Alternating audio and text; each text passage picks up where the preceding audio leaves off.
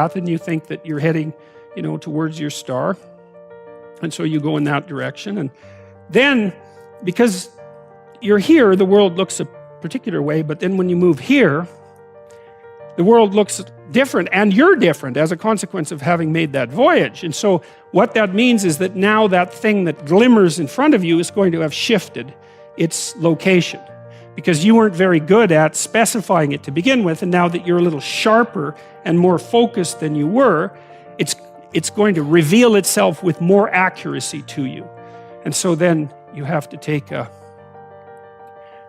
it's almost like a 180-degree reversal. But it isn't, because, you've gone this far, and that's a long ways to get that far.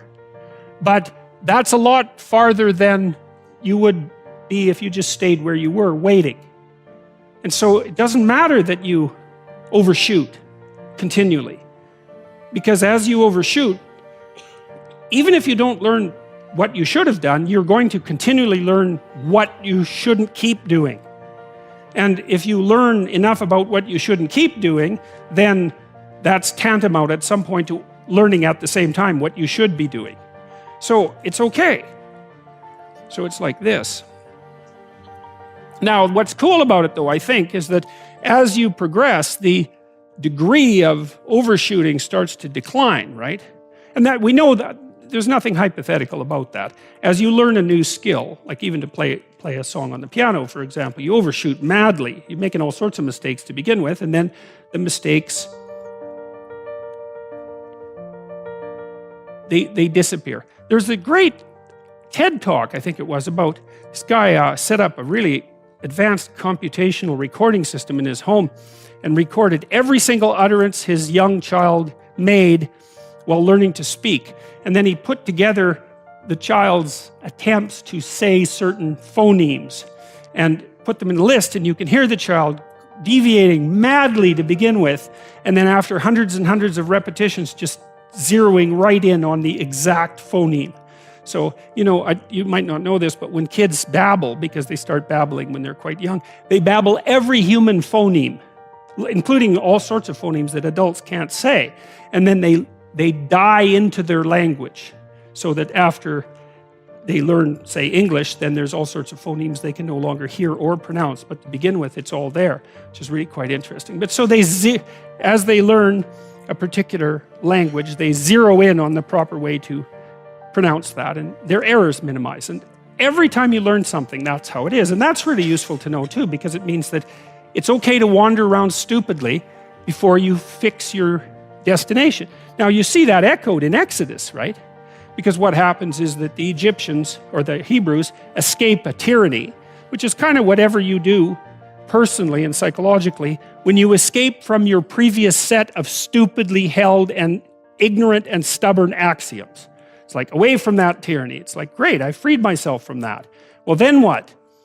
Well, you'd think, well, now I'm on the way. It's, no, you're not. Now you're in the desert, where you wander around stupidly, and worship the wrong things until you finally organize yourself morally again and head in the proper direction. So that's worth knowing too, because you think, well, I got rid of a lot of things, excess baggage that I didn't need in my life, and now everything's okay. It's like, no, it's not. You've got rid of a whole set of scaffolds that were keeping you in place, even though they were pathological. And now you have nothing, and nothing actually turns out to be better than something pathological, but you're still stuck with the problem of nothing. And that's exactly why Exodus is structured the way that it is. It's that you escape from a tyranny. It's, hooray, we're no longer slaves. Yeah, well, now you're nihilistic and lost. It's not necessarily an improvement. But it is it's also useful to know that, because you can also be deluded into the idea that, imagine that you're trying to become enlightened, which might mean to turn all those parts of you on that could be turned on. You think, well, that's just a linear pathway uphill. It's just from one success to another. No, it's not. It's like, here you are and you're not doing too badly, and the first step is a complete bloody catastrophe. It's worse.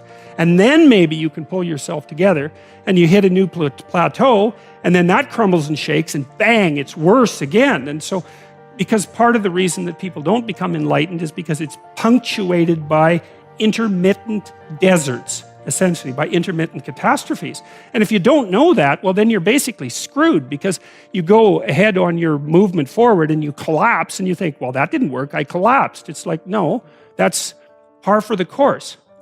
It's not indication that you failed, it's just indication that it's really hard.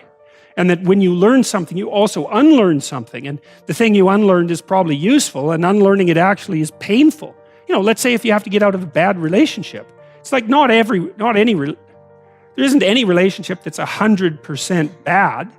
And so when you jump out of it, well, maybe you're in better shape, but you're still lonesome and disoriented, and you don't know what your past was, and you don't know what your present is, and you don't know what your future is. That's why people stay with the devil they know instead of, you know, looking for the devil they don't know. So anyways, the fact that you're full of faults doesn't mean you have to stop. And thank God for that. That's a really useful thing. And the fact that you're full of faults doesn't mean that you can't learn. And so you can posit an ideal and you're going to be wrong about it, but it doesn't matter, because what you're right about is positing the ideal and moving towards it. If the actual ideal isn't conceptualized perfectly, well, first, surprise, surprise, because like, what are you going to do that's perfect? So it doesn't matter that it's imperfect. It just matters that you do it and that you move forward. So that's really positive news as far as I'm concerned, because you can actually do that, right? You can do it badly. Anyone can do that. So that's useful. Okay, so like if you were an efficient person, you would have just done that. But you're not. But who cares? You know, you still end up in the same place. And maybe the trip is even more interesting. Who knows? Probably too interesting.